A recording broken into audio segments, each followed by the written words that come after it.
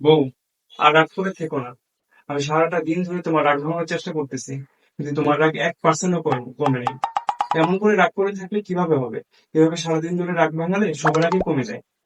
দেখেন, আমি এবার ডিসাইড করছি যে আমি এবার এত ইজিলি কনভিন্স হবো না। প্রতিবার আমি এত ইজিলি কনভিন্স হয়ে যাই বলে আপনি চিন্তা করেন কি যে ওকে সিরিয়াসলি নেওয়ার কিছু নাই।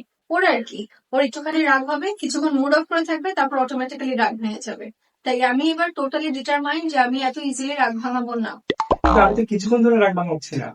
আমি তো তোমাকে সারাটা দিন ধরে সরি বলতেছি। তো আমি আপনার রাগ ভাঙাই না, আমি সরি বলি না। আপনি যেভাবে আমার রাগ ভাঙান তার চেয়ে অনেক সুন্দর সুন্দর বাড়িতে আমি আপনার রাগ ভাঙাই, কিন্তু আপনি কি করেন? রাগ করো না, রাগ করো না, শেষ। আচ্ছা, ঠিক আছে, ঠিক আছে, তুমি তোমার রাগ ভাঙায় না। আমাকে এটা বলো যে তুমি কেন রাগ করতেছো, বলো। আমি কেন রাগ করছি এটাই তো জানি না।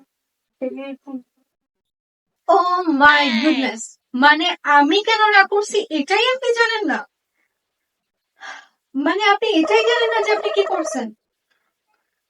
আমি পাগল হয়ে যাব আপনার কথাবার্তা শুনে। মানে আপনি যখন জানেনই না আপনি কি করতে আসছেন, তাহলে কি, কেন রাগ ভাঙাতে আসছেন?